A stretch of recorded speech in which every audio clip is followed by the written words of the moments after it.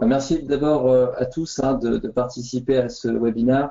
Je sais que les certifications, c'est souvent des sujets qui intéressent beaucoup de par les bénéfices qu'elles apportent, mais qui est aussi un petit peu mystérieux. Et donc, on va essayer de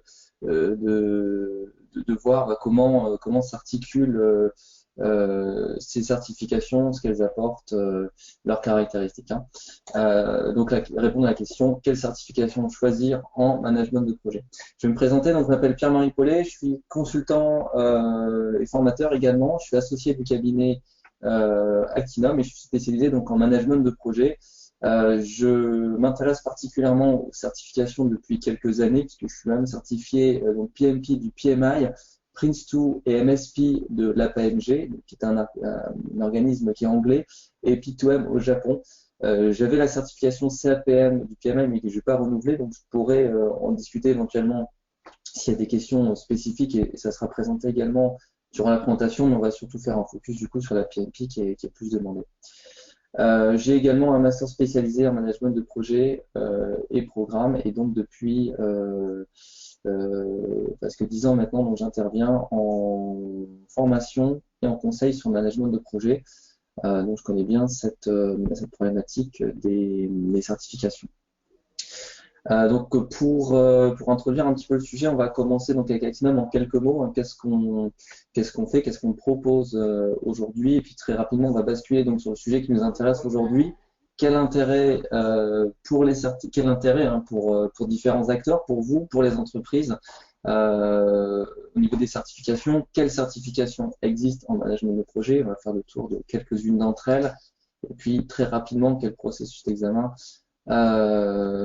également, hein, ainsi que comment on peut vous accompagner. Donc au niveau d'Actinum, en quelques mots, certifié donc ISO 9001 et NF 214, on est spécialiste du management des projets et des hommes. Alors des hommes au sens où on fait du management d'équipe, mais également de tous les leviers de motivation, de management, qui permettent de développer l'innovation, d'apporter des résultats, de créer de la valeur dans les projets.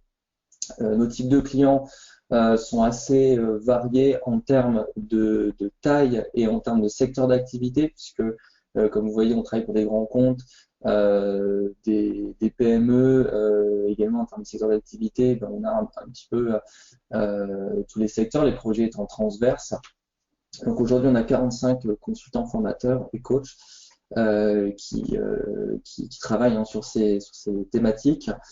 Et puis donc, du coup, on travaille beaucoup sur des méthodologies, de gestion comportementale, adaptation managériale également, hein, ainsi pour aboutir à l'efficience opérationnelle, donc des projets d'un point de vue technique, mais également aussi d'un point de vue managérial. Donc, je vous laisserai un petit peu de matière du coup hein, sur notre cabinet, ainsi que quelques références dans les supports qui seront téléchargeables par la suite. On ne va pas les passer tous en revue. Vous retrouverez également les liens vers notre site web et notre catalogue formation, ainsi que notre chaîne Vimeo qui présente certaines de nos formations. Donc on va passer au vif du sujet hein, sur les certifications. Déjà, quel intérêt pour vous d'un point de vue personnel au niveau du marché de l'emploi? C'est d'acquérir des bonnes pratiques et un vocabulaire commun. La plupart des certifications ne cherchent pas vraiment à faire en sorte que tout le monde soit dans un même moule. C'est plutôt la compréhension commune qui va intéresser ces approches et de faire reconnaître hein, donc, aussi votre compétence aux yeux des entreprises, des employeurs potentiels. La certification, ça peut être aussi une facilité d'évolution de carrière. Parfois, c'est des entreprises qui mettent en avant le passage d'une certification comme une façon d'arriver sur des projets de taille, d'ampleur plus importante. En particulier, si vous venez de métiers techniques, parce que ça permet justement d'avoir une espèce de diplôme, hein, gestion de projet, si ce n'est pas le parcours que vous avez à l'origine. Également une légitimité, hein, pourquoi pas si vis-à-vis d'un client, si vous êtes en relation comme ça avec des clients ou si vous êtes aussi en SS2I, hein, puisque c'est forcément quand vous êtes en mission, il y a aussi une relation commerciale qui est dans la boucle. D'un point de vue d'une réponse à appel d'offres, il y a aussi certains intérêts parce que ça permet aussi de mettre en avant les profils, hein, les gens qui sont certifiés comme un gage de sérieux dans la façon dont vous allez piloter le projet. et puis mettre en avant une légitimité à mener à bien ce projet. Au niveau des RH, les responsables formation, l'intérêt, ça peut être de valoriser le développement et profil des collaborateurs par l'obtention d'une certification. Celles qu'on va voir d'ailleurs sont internationales, donc avec une dimension, une portée qui dépasse aussi le périmètre français. Officialiser aussi la légitimité sur des postes de management. Et puis aussi avoir, on verra, ça fait partie des critères de certaines certifications, des collaborateurs en veille permanente, puisqu'il y a certaines certifications qui nécessitent, pour renouveler la certification, de suivre un certain processus de formation, ou en tout cas de veille. Donc ça intéresse aussi beaucoup les personnes qui ont ces responsabilités. Au niveau des certifications en tant que telles, on va traiter de quatre organismes qui proposent plusieurs certifications. Je vous indiquerai quelles sont les certifications qui sont les plus demandées, les plus valorisées d'ailleurs sur le marché. On parlera donc du PMI qui est une association américaine, de l'APMG qui est une association anglaise, l'IPMA qui est une association on va dire un peu européenne, mais qui a son siège en Suisse, et de Scrum.org, qui est une association également américaine. Donc quatre organismes.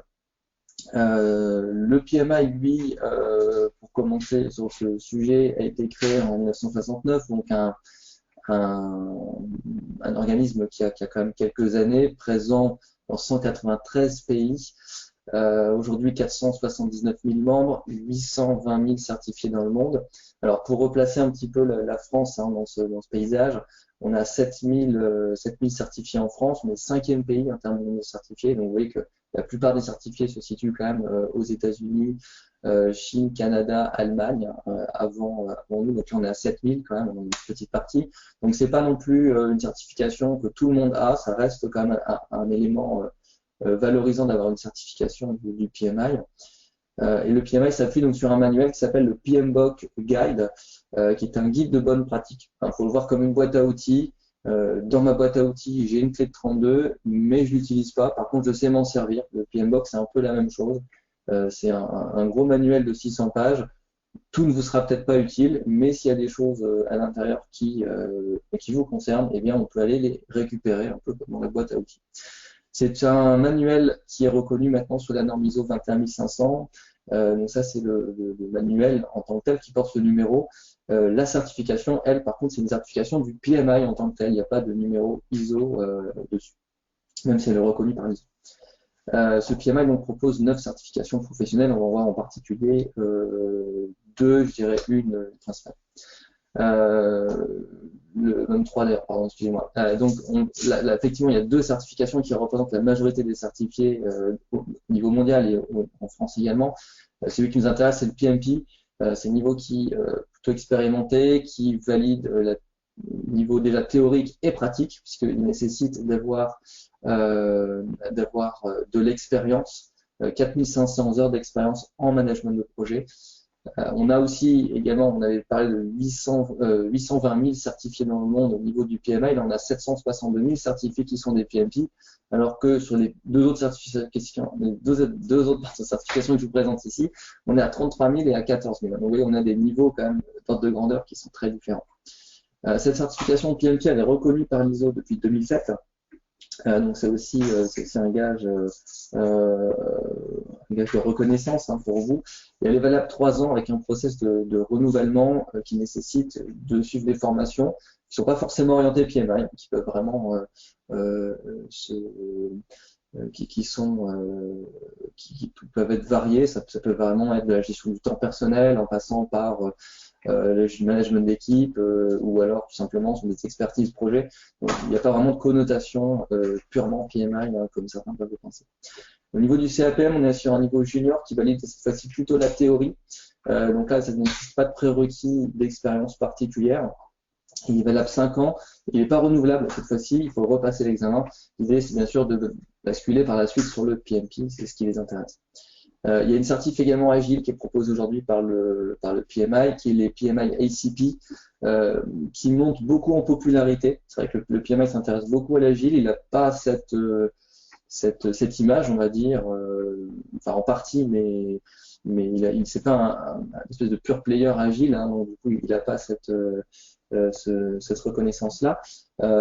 Néanmoins, le process d'examination du PMI est connu pour être très strict par rapport à d'autres certifications agiles qui, on peut le passer chez soi avec éventuellement, on peut être 20 derrière l'ordinateur et le centre d'examen s'en rend pas compte. Donc, du coup, il y a une reconnaissance quand même de la part des entreprises qui est forte et qui fait qu'il y a quand même 14 000 certifiés dans le monde, il y en a à peu près 135 exactement d'ailleurs en France. Il est valable 3 ans et si vous avez le PMP et le PMI ICP, vous pouvez renouveler les deux suivant le même processus. Vous n'avez pas besoin de faire des démarches en plus pour renouveler cette deuxième certification. C'est la même démarche qui renouvelle du coup les deux. Donc ça, c'est pour cette association américaine qui est le PMI. On va s'intéresser du coup maintenant à l'APAMG, qui est une association cette fois-ci, une association, je dirais, ils n'ont peut-être même pas le statut association, parce qu'en fait, c'est très lié au gouvernement en fait britannique, parce que le Prince2, hein, dont on va parler par la suite, a été développé dans les années 70 par le gouvernement britannique pour gérer ses projets publics. Par la suite, ils ont ouvert à travers une espèce d'organisation publique-privée le sujet à toutes les entreprises. On estime à 150 000 le nombre de personnes qui passent l'examen chaque année. L'APAMG proposant des certifications comme Prince2, ITIL, que vous connaissez certainement, sur les niveaux Foundation qui sont valables à vie, on estime aujourd'hui à plus d'1 million de personnes ayant passé l'examen depuis 1996 et donc 1 million de porteurs de la certification dans le monde. Donc c'est vrai que ça en fait un nombre important de par le fait également que la certification n'expire jamais. Du coup, il y a peut-être aussi, bon, voilà, ça joue forcément sur les chiffres. Mais en tout cas, c'est intéressant d'avoir une communauté effectivement relativement importante au niveau des personnes certifiées. Aujourd'hui, la version du manuel qui est édité par l'APAMG, donc c'est Prince2 en version 2009, une version 2007 qui va sortir bientôt. C'est également valable pour le PMBOK. Hein. D'ailleurs, il y a une version 2017 qui va sortir dans quelques mois. Par contre, les certifications, vous avez encore un petit peu de temps. Généralement, ces organismes laissent un délai d'à peu près 6 mois entre les dates de sortie et les dates de bascule hein, sur les nouvelles versions au niveau des examens. Donc, si vous vous lancez dans une démarche de certification, vous inquiétez pas, là, au niveau du PMI, par exemple, ils ont communiqué sur début 2018. Je pense que ça sera généralement fin des mois de début d'année, je pense au 31 janvier, mais j'ai pas la date exacte. Vous avez encore un petit peu de temps là-dessus. Prince2, c'est principalement présent au niveau du Royaume-Uni, puisque la plupart des certifiés sont au Royaume-Uni, mais c'est également, il y a quand même un nombre significatif de personnes en France. Là, malheureusement, la PMG ne communique pas de chiffres en la matière, mais par rapport, nous, aux formations qu'on propose et au nombre de personnes qui suivent les formations chez nous et qui passent les certifications, il y a clairement un intérêt en France et le nombre est également significatif. Pour parler un petit peu alors, de Prince2 hein, dans les entreprises françaises, ça intéresse. Il y a les ministères, il y a certains ministères, les projets européens qui utilisent cette méthode. Dans les entreprises, j'ai par exemple l'exemple de ST Microelectronics qui utilisait Prince2 pour ses projets IT et qui bascule maintenant par exemple sur PMI. Donc on voit qu'il y a une ambivalence d'entreprise hein, sur le sujet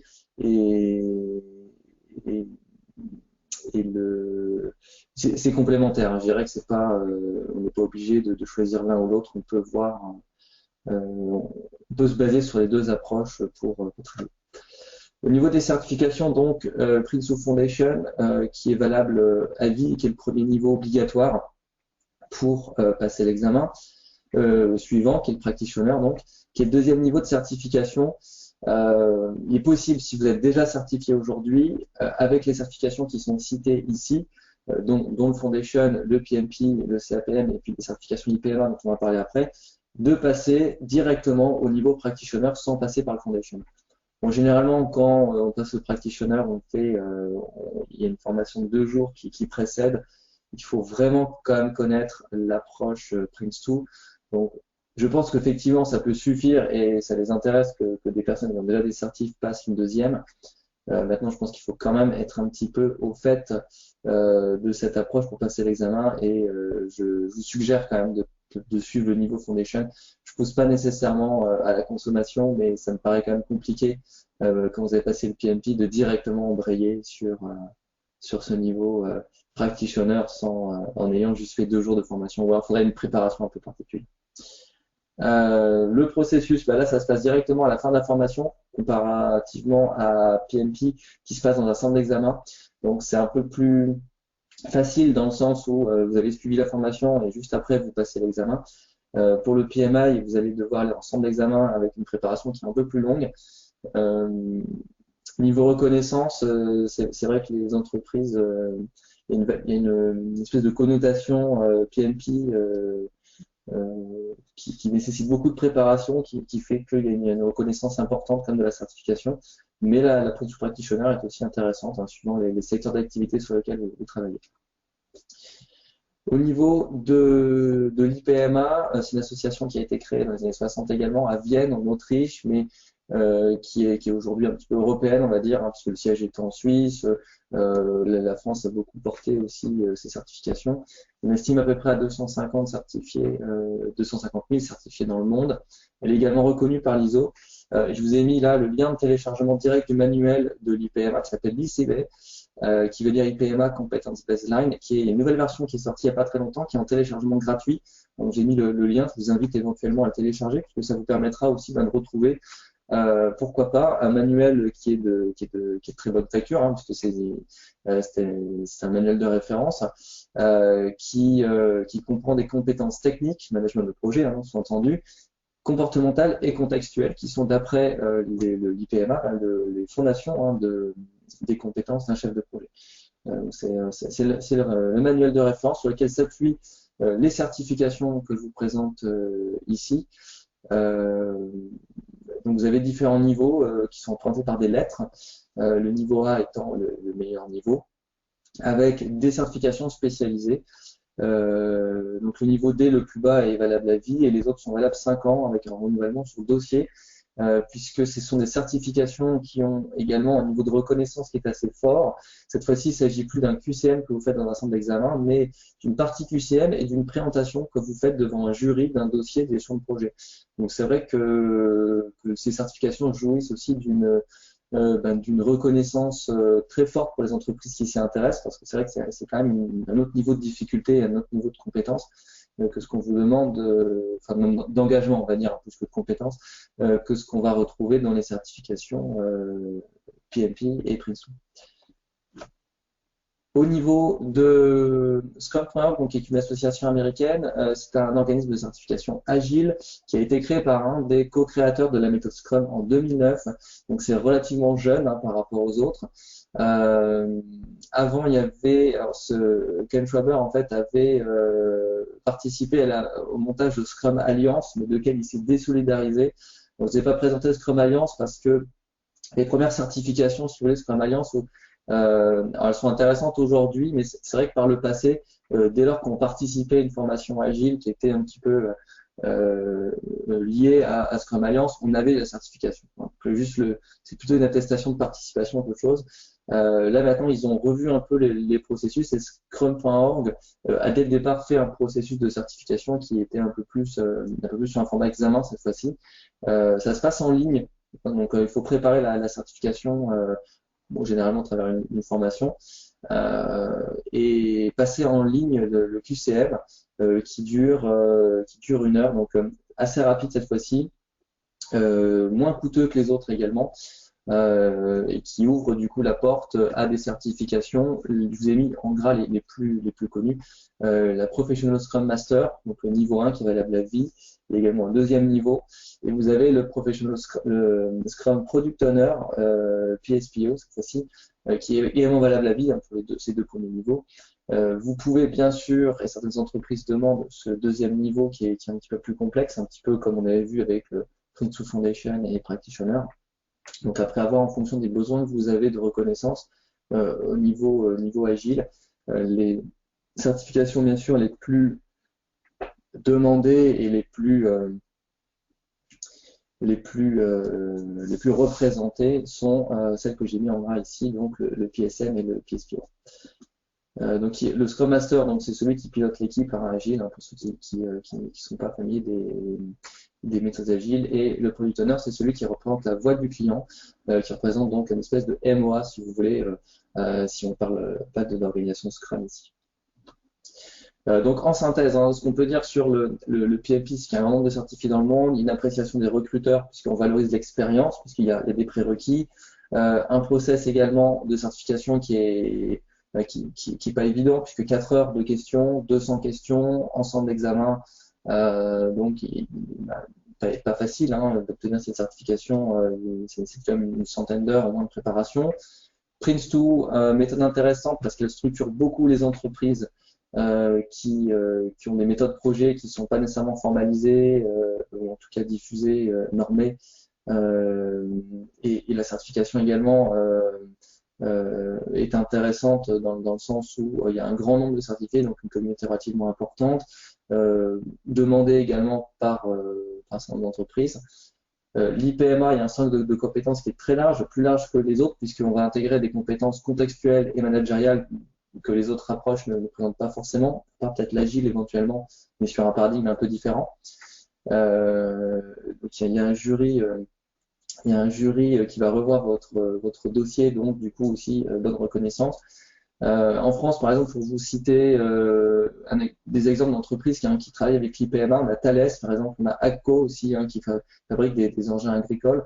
Donc, vous voyez, on a quand même des secteurs d'activité qui sont très différents, qui s'intéressent à cette certification. On a intervenu aussi pour l'entreprise à Dubaï, par exemple. Donc, vous voyez, le côté international aussi se retrouve hein, là, et généralement, ces entreprises qui cherchent un niveau de compétence de par l'examination devant un jury.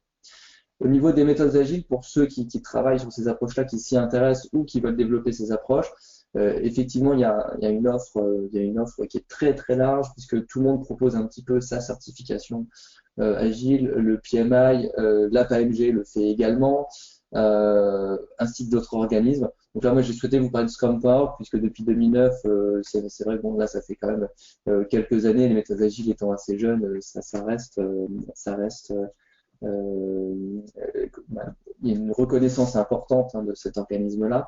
En tout cas, bon, il y en a d'autres, donc si ça vous intéresse, il y a du choix. Hein. Et donc, si vous êtes intéressé par ces approches, la certification, ça permet de reconnaître vos connaissances, voir votre expérience, puisque certains niveaux demandent un niveau d'expérience également. Comment est-ce qu'on peut vous accompagner sur ces sujets?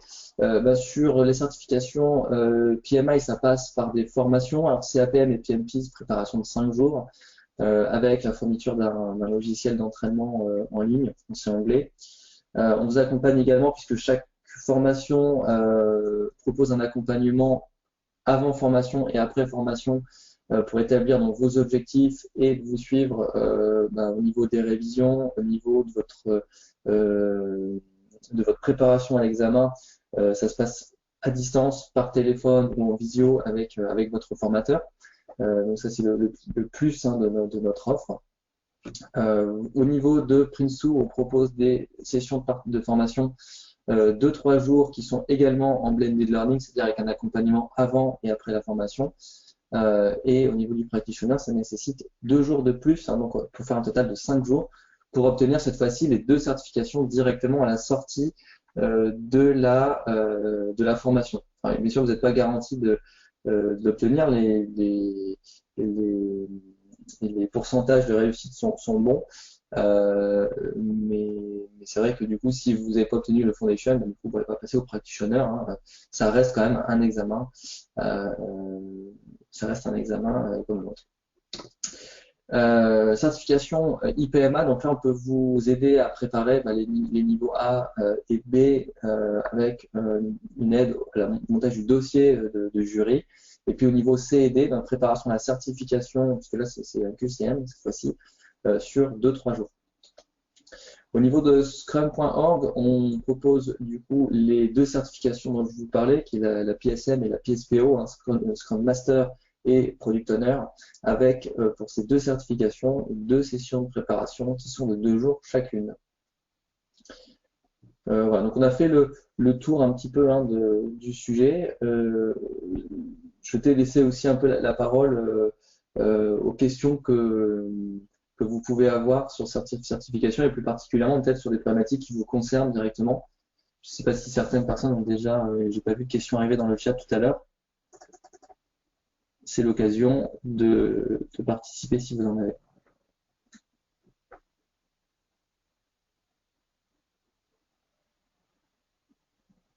Nous avions une question de Cédric qui nous pose la question liée au coût pour une certification, le coût individuel d'une certification.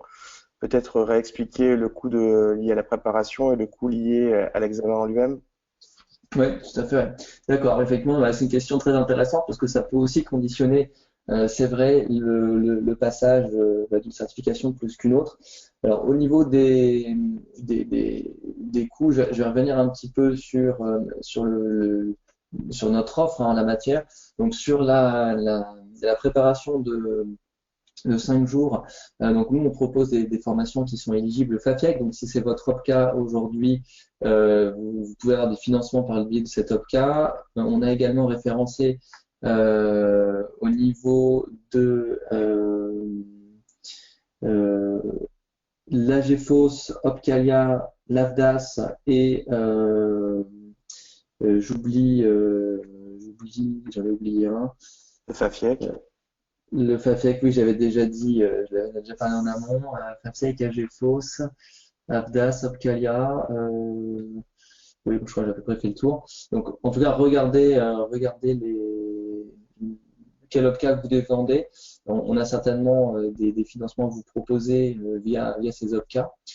Donc, ça représente le coût de 5 jours de formation et la certification en tant que telle coûte. Je vais convertir en euros et je vais intégrer le membership du PMI parce que ça vous donne une réduction qui est significative sur le prix de la certif et qui fait que c'est moins cher que si on prend la certif tout seul. Donc membership plus certification, on est sur 544 $. Donc en fonction du cours actuel, bon, voilà, on est à peu près à 520 €, quelque chose comme ça, en plus de la formation. Alors c'est vrai que ça représente un coût important, mais ça peut représenter aussi un intérêt assez fort, en particulier si vous êtes dans une relation commerciale avec un client qui cherche justement la certification. Donc ça peut vous aider aussi à gagner des appels d'offres.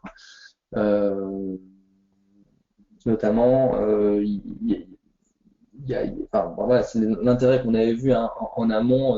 Vous personnellement, ça peut être aussi le fait d'aller chercher des projets plus intéressants et pour ça d'aller gagner en seniorité sur le management de projet. Donc ça c'est pour la certification PMI. Sur Prince2, on est encore une fois suivant le niveau que vous souhaitez obtenir, 3 jours ou 2 jours de préparation qui sont éligibles également aux OPCA dont je parlais juste avant, avec cette fois-ci un coût de certification qui est inclus dans la formation. Donc c'est vrai que le ticket d'entrée est beaucoup moins élevé, voire pas du tout si vous êtes adhérent d'un OPCA et que vous avez des quotas où vous avez des accès suivant la taille de vos entreprises à des conditions de financement particulières. Donc il y a cet intérêt sur Prince2 également, c'est d'obtenir très rapidement une certification en session et sans ajouter finalement de coûts supplémentaires à la formation. Sur l'IPMA, on propose également des formations en particulier pour les niveaux C et D de 2-3 jours, avec par contre cette fois-ci là, effectivement, il faudra aussi aller en centre d'examen IPMA. Je ne connais plus les tarifs qui sont proposés actuellement par l'IPMA sur les certifications, sur l'ensemble de ces niveaux. On est à peu près dans les fourchettes de Prince2 et de PMI. C'est moins cher que PMI quand même. On est à moins de 500 € quand même au niveau de la certification. Et sur scrum.org, on est à une centaine d'euros en fait, de 120 € je crois, en dollars, je sais plus combien ça fait exactement, pour chacune d'entre elles, pour le premier niveau Foundation, enfin premier niveau 1, avec en plus du coup une préparation de 2 jours chacune. Alors, généralement, on fait soit l'une soit l'autre. C'est rare que les gens passent les deux puisque c'est pas tout à fait les mêmes missions, mais les deux sont possibles également.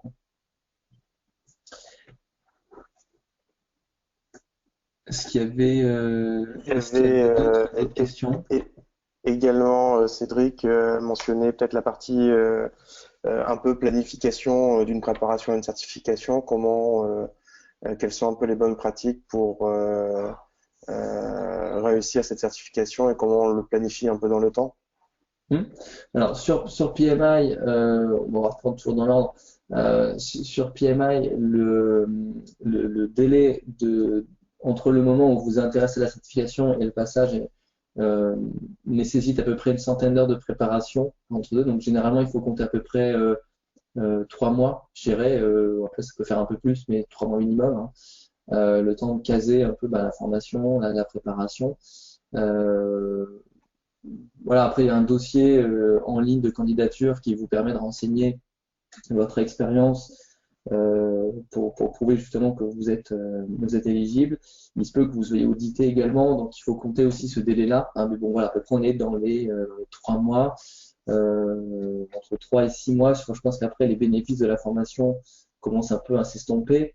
Enfin, donc c'est un peu plus difficile de se souvenir de ce manuel de 600 pages si longtemps après, mais j'ai des gens qui passent 1 an et demi parfois après. Bon, pas sûr que ce soit la meilleure approche, mais ça marche. Euh, donc ça, c'est au niveau du PMI. Au niveau de Prince2, je dirais qu'il n'y a pas de préparation particulière au préalable à la formation dans le sens où il n'y a pas de dossier de candidature cette fois-ci. Tout se passe en session, puisque vous êtes inscrit à la session, vous êtes inscrit à l'examen qui est prévu à la fin de la session, à la fin de chacune d'entre elles, hein, de Foundation et Practitioner. Sous couvert bien sûr que pour le practitioner vous ayez le foundation au préalable. Donc là le dossier d'inscription très simple, hein, du coup, et c'est l'inscription à la formation qui permet de le faire. Donc là-dessus il n'y a pas trop de préparation préalable. Sur l'IPMA, bien sûr, si vous passez les niveaux A et B, comme les préparations d'un dossier de jury, là on est aussi sur des délais qui sont nettement plus importants, je dirais aussi de l'ordre de quelques mois. Si vous passez le niveau C et D, il y a la formation, un peu de préparation quand même pour faire le QCM. Et puis vous allez pouvoir passer cette certification quelques temps après. Je dirais que là, on est quand même sur un délai un peu plus court. On peut passer 1 ou 2 semaines après, par exemple. Et puis sur scrum.org, donc là vous avez des formations de 2 jours chacune. À la fin des 2 jours, j'imagine que si vous avez tout retenu, on peut passer la certification, mais généralement ce qui est fait, c'est que bon, on assimile un petit peu quand même entre deux. Et puis vous avez un voucher en fait, vous avez un code qui vous est remis à la fin de la formation qui vous permet de vous identifier sur le site de scrum.org et de passer l'examen directement en ligne. Donc là, c'est quand vous êtes prêt, en fait, hein, vous passez quand les conditions vous semblent bonnes. Idéalement, pas trop longtemps après la formation quand même, mais vous avez du coup, vous avez le temps de vous reposer un petit peu et puis de reprendre ça euh, tranquillement, on va dire. D'accord, merci. Il y avait une question de Michael qui nous pose la question, est-ce qu'il y a une spécificité de la certification en fonction du département dans lequel on travaille et de son rôle dans les projets? Par exemple, est-ce qu'il y a une différence entre de travailler dans une direction informatique ou travailler dans une direction R&D? Alors, en fait, ce qu'on remarque, c'est que finalement, les projets sont présents dans tous les secteurs d'activité et dans tous les services de l'entreprise, ou business unit, ou en fonction de comment vous fonctionnez. Il n'y a pas de certification connotée particulièrement euh, sur une activité donnée. Elles sont valables, elles sont assez généralistes en fait. Alors, c'est un choix aussi, je pense, un petit peu commercial, hein, que les éditeurs font, puisque l'intérêt, c'est bien sûr de toucher la communauté la plus large possible.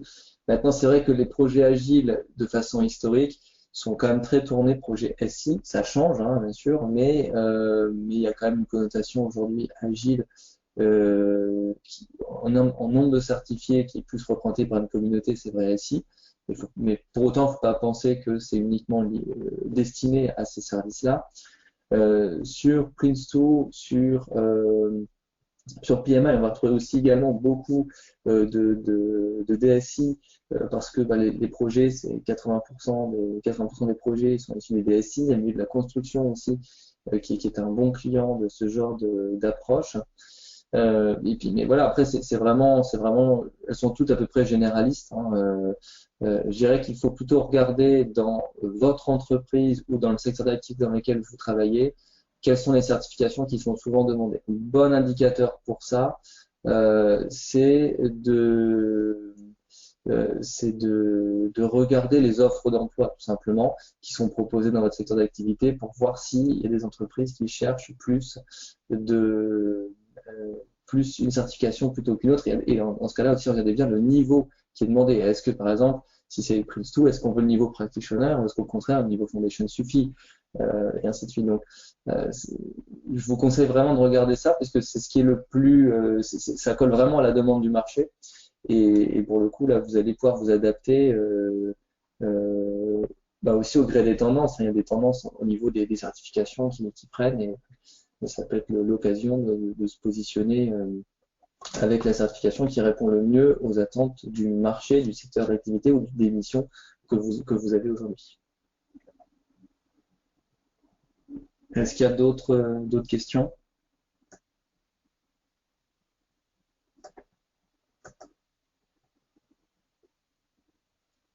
Bon, je vois pas d'autres, donc je vous propose de mettre fin à ce webinaire.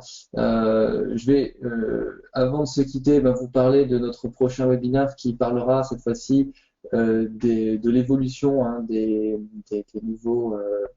nouveaux modes d'apprentissage et de constitution des référentiels de compétences. Donc ce webinaire il sera planifié le 2 juin à 11h30 et vous avez le lien d'inscription qui se trouve sur cette diapo. Donc on vous communiquera les diapositives suite à ce webinaire et à votre participation. Donc vous aurez l'occasion éventuellement de vous y inscrire. Ce sera un webinaire qui est sur le même format que celui que vous avez suivi aujourd'hui. Donc si cette thématique vous intéresse, je vous invite à vous inscrire le plus rapidement possible pour assurer votre participation à cet événement. Merci à tous de votre participation. On reste à votre disposition si vous avez des questions au sujet de ces thématiques. N'hésitez pas à nous contacter. Vous avez ici les coordonnées de notre directeur commercial. Si vous avez des questions au sujet de ces certifications et de comment vous pouvez vous intégrer dans une démarche de certification, n'hésitez pas. On sera un plaisir de vous répondre. Merci à tous et à très bientôt.